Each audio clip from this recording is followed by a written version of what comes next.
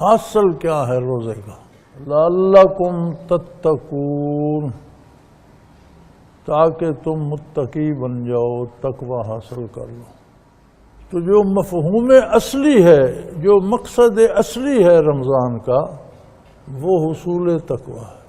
باقی جتنے بدنی فائدے ہوتے ہیں یا صحت کو فائدے ہوتے ہیں یا بے شمار اطباء نے اور میڈیکل کے شعبے کے لوگ بحث کرتے ہیں، وہ سارے ضمنی فوائد ہیں، وہ مقصد نہیں ہے، وہ مفت میں ساتھ حاصل ہو جاتے۔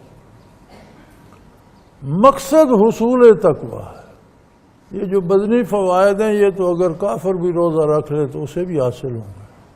زندگی میں بے شمار چیزیں اللہ کی طرف سے اجازت ہے، ہم استعمال کرتے ہیں، وہ حلال ہیں۔ بے شمار چیزیں ہیں جن سے روک دیا گیا ہے، وہ حرام کہلاتی۔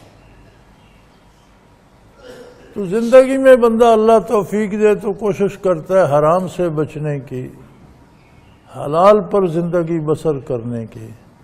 لیکن جب رمضان آتا ہے تو اسے قرب الہی ایسے نصیب ہوتا ہے کہ وہ حلال بھی چھوڑ دیتا ہے اور پوچھتا رہتا ہے اللہ کریم سے کہ اب حلال رزق بھی کھا سکتا ہوں یا نہیں۔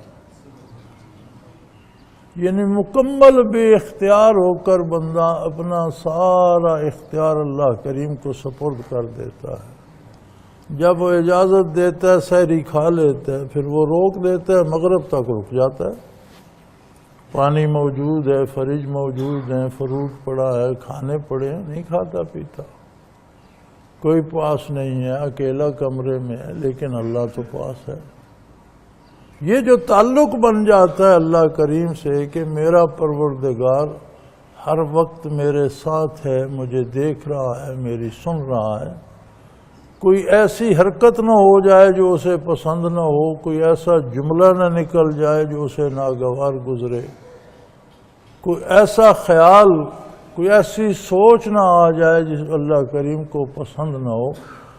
تو جب احتیاط یہاں تک پہنچتی ہے تو اس تعلق کو تقویٰ کہتے ہیں۔ جو مقصد اصلی ہے رمضان کا وہ حصول تقویٰ ہے۔